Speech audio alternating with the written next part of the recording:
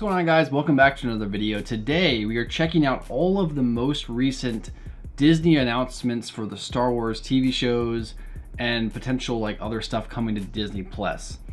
I was going to do all the research myself and compile it all into a video presented by me, but I figured someone on the internet probably already did it, so I'll just react to their video and give them a shout out.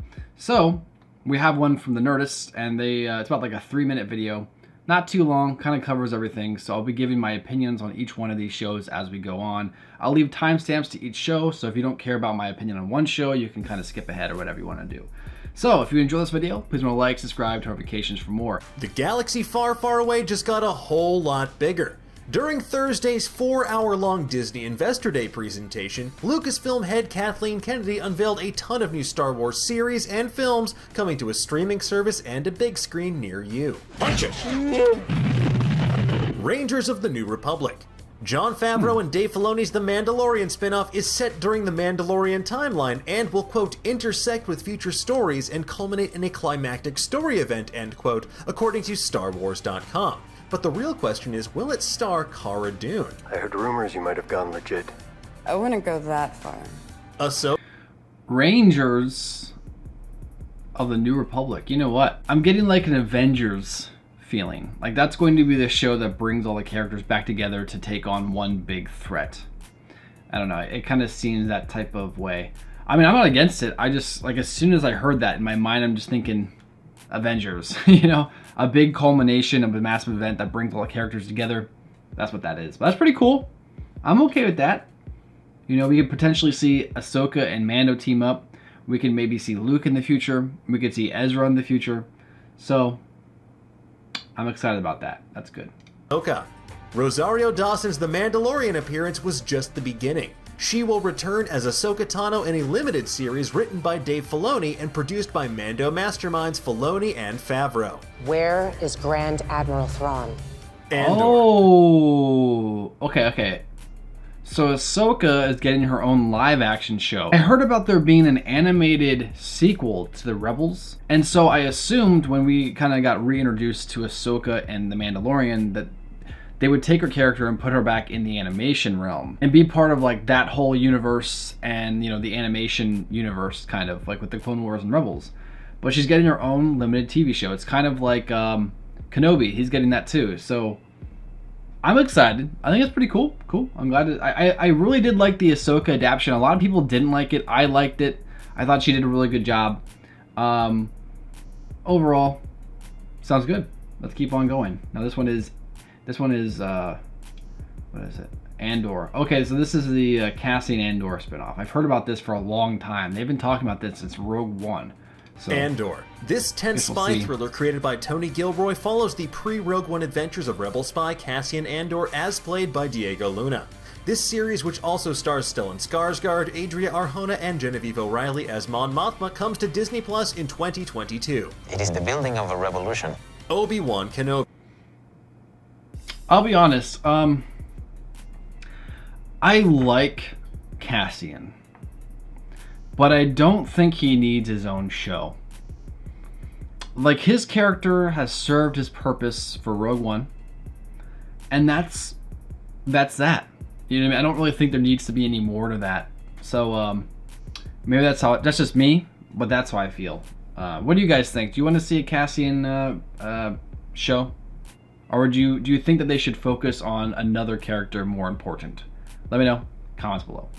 All right. Now Obi-Wan Kenobi. Yep. Hello there. Billed as the rematch of the century, this Obi-Wan event series takes place 10 years after the epic finale of Revenge of the Sith, and will feature the return of Ewan McGregor as Obi-Wan and Hayden Christensen as Darth Vader. This is where the fun begins. The Bad Batch. They better bring Hayden back. You know, I had always suspected they would probably do like a flashback with Hayden. Just for a couple flashbacks, they just let Obi-Wan and Anakin just do something like cool Clone Wars stuff. Do some live action Clone Wars. That would be so cool. The Clone Wars TV show is amazing, but imagine if they actually did more live action Clone Wars. Like, one of the best parts about The Mandalorian Season 1 was seeing the live action droids. And it wasn't even that big of a deal. You know what I mean? Like, it was just kind of like a couple minutes. So if we get more Clone Wars era stuff, but not just Clone Wars era, but also like the Clone Wars, you know, live action, I'm on board, 100%. This previously announced Disney Plus animated series follows the elite experimental clones of the titular Bad Batch as they take on daring mercenary missions in the immediate aftermath of the Clone Wars. That was quite an impressive display. Star Wars... I called that. When that episode first came out on the last season of the Clone Wars, I called that. Some of you guys can vouch for me. If you watched that video and you're watching this one now, I called that long before anyone else did. So in a way, I deserve the credit for this being created because reasons. Visions, a series of short films in the Star Wars universe Visions. from Japan's leading anime studios. It's like they made this just for me. What do you see? Lando. This deal keeps getting... Wait. Visions, it's an anime. They're making Star Wars animes? It's pretty cool. Pretty cool. better all the time with a Disney Plus exclusive event series from Dear White People creator Justin Simeon. No word on whether it'll star Donald Glover or Billy D. Williams, but why not both? Well, let's find out. The Acolyte. From Okay, Russian I'm Dawn okay with creator that. Leslie Headland comes this mystery thriller Disney Plus series about shadowy secrets and emerging darkside powers during the final days of the High Republic era. This marks the first time we've really left the Skywalker saga timeline behind, and honestly, it's about time.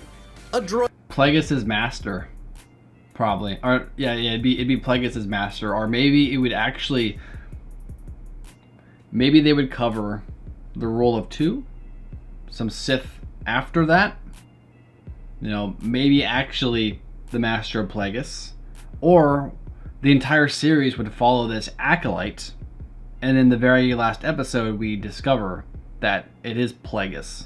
That would be crazy. Good twist. If I didn't just ruin it, that would be an amazing twist. story. It's pretty straightforward. droid It's story. an animated special coming to Disney Plus guided by R2-D2 and C-3PO. Okay. Taika Waititi's Star Wars. As previously reported, this new Star Wars film from filmmaker Taika Waititi is described as fresh, unexpected, and unique, according to Kathleen Kennedy. And considering what he did with Thor Ragnarok, we are beyond excited. This is acceptable. Rogue Squadron. I'm kind of scared for Taika Waititi to take over some Star Wars stuff. Not because I didn't like Thor 3. I actually really do like it now. At first I was kind of on the fence, but I've come around to it since. But I just don't know if his humor is going to fit in to the Star Wars universe. I mean, hey, I could be wrong. But I don't know. We'll see. I liked the one episode of The Mandalorian he directed, so whatever. Maybe I'm wrong. I guess we'll find out. The Rogue next Squadron. Star Wars film comes from Wonder Woman director Patty Jenkins and focuses on the next generation of starfighter pilots. Whether this takes place during the Galactic Civil War like the OG Rogue Squadron, that remains to be seen, but something tells me it's a new timeline. Rogue Squadron locks S-foils in attack position in theaters on Christmas 2023. I'm going in. In theaters. Hold up, that's a movie. This is a movie. This isn't a show. They're doing a Rogue Squadron movie. Okay. Rogue Squadron, when I hear that, I think of the original trilogy era. So probably something around there. Maybe we're following some pilots, probably Wedge Antilles. There he is. And maybe we follow Biggs. We see Biggs die in A New Hope, but maybe we can learn their side of the story. Where were they before they joined up to fight and take down the Death Star? I don't know, that'd be pretty interesting. Be cool. I always felt like Wedge was always like an interesting character who I wasn't like in love with, but I feel like he had like a lot of potential and a story to tell. So I think that'd be pretty cool.